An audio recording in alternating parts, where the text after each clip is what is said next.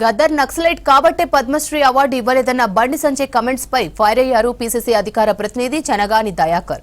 బండి సంజయ్ కు చుక్కా రామయ్య, అందశ్రీ, గోరేటి వెంకన్న ఎందుకు గుర్తు రాలేదన్నారు.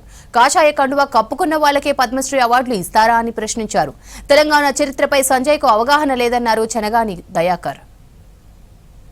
నిన్న గద్దర్ గారి పైన కేంద్ర మంత్రివర్యులు బండి సంజయ్ గారు చేసిన వ్యాఖ్యలను నిరసిస్తూ బండి సంజయ్ గారికి నేను ఒక సూటి ప్రశ్న వేయదలుచుకుంటున్నాను.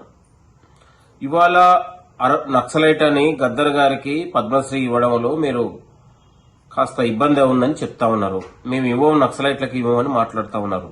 మరి తెలంగాణ కోసం పోరాడినటువంటి, తెలంగాణ కోసం సాక్రిఫైస్ చేసినటువంటి అందశ్రీ గారు కావచ్చు, గోరెటి వెంకన్న కావచ్చు, జయదేవ్ తిరుమలరావు లాంటి వాళ్ళు కావచ్చు, దాదాపు తెలంగాణలో నూతన విద్యా విధానానితో పాటు తెలంగాణ ఐఐటిని తీసుకొచ్చినటువంటి ప్రముఖ విద్యావేత్త,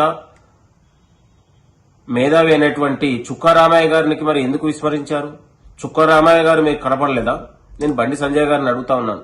అంటే తెలంగాణ కళాకారుల పట్ల, కవుల పట్ల, ఉద్యమకారుల పట్ల మీకు ఎందుకు ఇంత వివక్షత? కేవలం మీకు వత్తాసు పలికి మీకు అడుగులకు మడుగులు ఒత్తితే తప్ప మీ కషాయ రంగు అప్పుకున్న వాళ్ళకే పద్మశ్రీలు, పద్మవిభూషణలు ఇస్తారా?